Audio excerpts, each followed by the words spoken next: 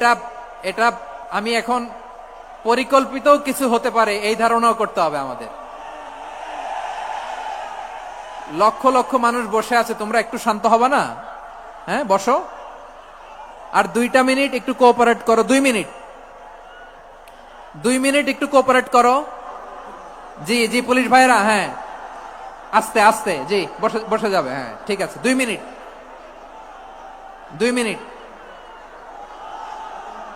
আমার আর আশা হবে না, আমি একবারই তো আসলাম, সো যা বলার তো আমি এখনই বলতে হবে। এমন না যে আমি আবার সুনামগঞ্জে আসবো, হবিগঞ্জে আসবো। খুবই গুরুত্বপূর্ণ কয়েকটা কথা আমি রাখবো তোমাদের সামনে। বসো, শেষ করে দিব। এই তো আর 10 মিনিট সময় আছে আমার হাতে। বসো, মাশাআল্লাহ। এই ঠিক আছে, বসো বসো বসো। প্রিয় ভাইয়েরা, উদউ ইলা সাবিলি রাব্বিকা বিল হিকমা, আমরা হিকমতের সাথে দাওয়াতি কাজ করতে চাই। হিকমা মানে কি? হিকমা মানে হচ্ছে knowledge plus common sense equals to হিকমা। আল্লাহর দেয়া কোরআন সুন্নাহ এবং আপনার কমন সেন্স দুইটাকে একসাথে মিক্স করলে এটা প্রজ্ঞা হিসেবে রিফ্লেক্ট করে। শুধু কোরআনের আয়াত মুখস্থ করলেই হবে না, হাদিস মুখস্থ করলেই হবে না, এটা কিভাবে উপস্থাপন করতে হবে সেটাও জানার দরকার আছে না নাই? কি বলতে হয়, কতটুকু বলতে হয় সেটাও জানার দরকার আছে না নাই? সেটার নাম হচ্ছে হিকমা, প্রজ্ঞা। এই প্রজ্ঞার সাথে বিচক্ষণতার সাথে আমাদেরকে দাওয়াতি কাজ করতে হবে। বিষ্ণু ইসলামের দাওয়াতি কাজের পন্থা দুই একটা শেয়ার করে আলোচনার ইতি টানবো ইনশাআল্লাহ। হ্যাঁ পেয়েছি। আর হাত দেখানো লাগবে না, বসো বসো। আমি মেহেরবানি করে ড্রোন কাভারেজ আপাতত বন্ধ করতে বলবো, আপাতত সরিয়ে ফেলেন। ড্রোন দেখলেই সবাই হাত দেখায়। হ্যাঁ চলে যাক, আমার দিকে তাকান। মাশাআল্লাহ, এই তো ঠান্ডা হয়ে গেছে। হ্যাঁ এদিকে তাকাও। আমার প্রিয় ভাইরা,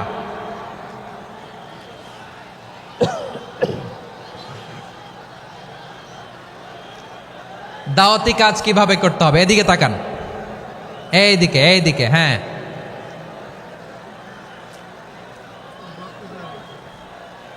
এইদিকে তাকান, এইদিকে, ঠিক আছে। দাওয়াত দিতে হবে গ্রাজুয়ালি। তাকিয়েছেন আমার দিকে, তাকিয়েছেন সবাই? মাশাআল্লাহ, ভেরি নাইস অডিয়েন্স, মাশাআল্লাহ। গ্রাজুয়ালি দাওয়াত দিতে হবে, একবারে সব না। সে যখন ইসলামে আসে একবারে আপনি সব চাপিয়ে দেবেন না। নতুন কেউ দিনে ফিরেছে, ইসলাম মানতে চায়, আপনি যদি বলেন তোর 5 ওয়াক্ত নামাজ পড়তে হবে, রোজা রাখতে হবে, তাহাজ্জুদ পড়তে হবে, তোর দাড়ি নাই কেন, তুই তো জাহান্নামে যাবি, এরকম অনেকে বলে কি বলে না? বলা যাবে না, এগুলো বলবেন না। দাওয়াত দিতে হবে গ্রাজুয়ালি, ধীরে ধীরে মানুষকে বোঝাতে হবে। এটা কি কোরআনের মাজলিসের পরিবেশ হইল? এই সিলেট, এই তোমরা তো আগের 2 প্রোগ্রামকে ছাড়াই গেলা। বসো না, একটু শান্ত হয়ে বসো না, একটু শান্ত হও, একটু স্থির হও না, একটু শান্ত হও না। শান্ত হয়ে যাচ্ছে। হ্যাঁ ঠিক আছে। তোমাদেরকে বারবার থামানোর কথা বলা না লাগলে আমি এখন আখিরি মোনাজাত দিয়ে যেতে পারতাম। ডেফিনেটলি আমরা এখন মোনাজাতে মুভ করতে পারতাম।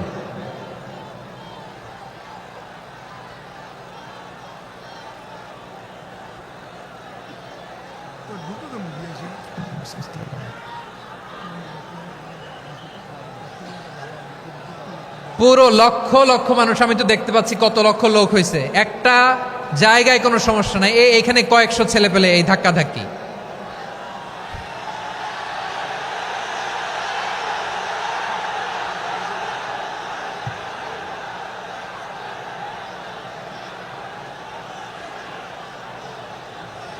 না নিজে শুনতে পারতেছো, না অন্যকে শুনতে দিচ্ছ, না আমাকে বলতে দিচ্ছ। কি করতেছো তোমরা, এগুলো কি করতেছো?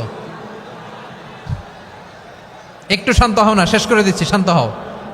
হ্যাঁ মাশাআল্লাহ, এই তো শান্ত হচ্ছে। বসো বসো।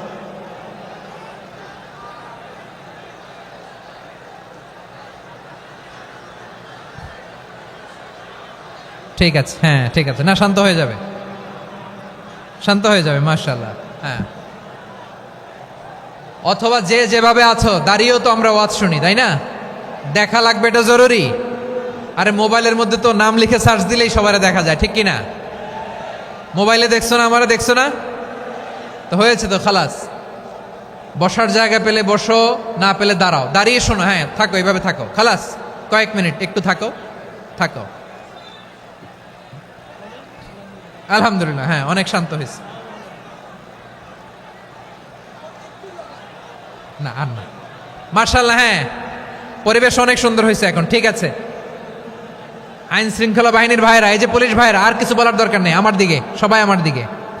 পুলিশ ভাইরা, এনাফ এনাফ এনাফ, হ্যাঁ ঠিক আছে। একবারে ইসলামের সব মানুষ মানতে পারে না। আপনারা কি জানেন মদের বিধান, মদের হারাম হওয়ার বিধান একবারে আসে নাই। প্রথমে বলা হয়েছে মদে কিছু উপকারও আছে, ক্ষতিও আছে, তবে উপকারের চেয়ে ক্ষতি বেশি।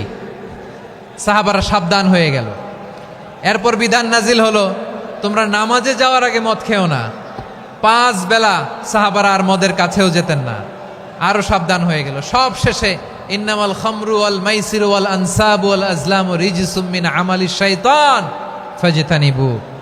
মদ, জুয়া এগুলো শয়তানের কাজ, এগুলো থেকে বিরত থাকো। সবাই মদ খাওয়া থেকে একেবারে বিরত রইল। মদের মটকা হাড়ি ভেঙে সবাই মদিনার রাস্তায় ঢেলে দিল। মদের পানিতে পুরো মদিনার অলি গলি সয়লাভ হয়ে গেল, বলেন সুবহানাল্লাহ। তাহলে মদ কি একবারে হারাম হয়েছে? প্রিয় সিলেট, আওয়াজ করে বলেন, মদের বিধান, হারাম হওয়ার বিধান এটা কি একবারে হয়েছে? কেউ যদি ইসলাম মানতে চায়, একবারে তাকে সবকিছু চাপিয়ে দেয়া যাবে না। আমাদের কাছে অনেকে আসে, আয়সা বলে, হুজুর আমার মেয়েটা পর্দা করে না, হুজুর পর্দা করে না, ওর জন্য দোয়া করেন। তা আমি বলি বয়স কত? বলে 22। তো 22 বছর বয়সে আগে কি করছেন? আগে পর্দা করাইছেন? না, করাই নাই। তো এখন তো আর হবে না। এখন তাকে আস্তে আস্তে বুঝান যে মা শালীন পোশাক পরো, একটু শালীন, যেমন আছো তেমনই থাকো, শালীন পোশাক। শালীনে অভ্যস্ত হলে বুঝান, মারে একটু মাথায় কাপড় দাও, একটু হেজাব করো। ওইটাতে অভ্যস্ত হয়ে গেলে এরপরে তাকে নেকাবের দিকে আপনি আহ্বান করেন। ওইটাতে অভ্যস্ত হয়ে গেলে হাত মোজা, পা মোজা যদি করতে চায়, এইভাবে গ্রাজুয়ালি আগাতে হবে। প্রিয় ভাইয়েরা, সবচেয়ে গুরুত্বপূর্ণটা আগে, তারপরেরটা পরে। জি ঠিক আছে। সিলেট আজকে কি করছো এটা মনে থাকবে। ظلمنا أنفسنا وإن لم تغفر لنا وترحمنا لنكونن من الخاسرين. ربنا آتنا في الدنيا حسنة وفي الآخرة حسنة وقنا عذاب النار. اللهم أعنا على ذكرك وشكرك وحسن عبادتك. اللهم إنا نسألك الهدى والتقى والعفاف والغنى. اللهم اجعل القرآن العظيم ربيع قلوبنا ونور صدورنا وجلاء أحزاننا وذهاب همومنا وغمومنا، وجعله شفيعنا يوم الحساب، وارزقنا تلاوته آناء الليل وأطراف النهار. ربنا تقبل منا إنك أنت السميع العليم، وتب علينا يا مولانا إنك أنت التواب الرحيم. سبحان ربك رب العزة عما يصفون، وسلام على المرسلين، واجعل آخر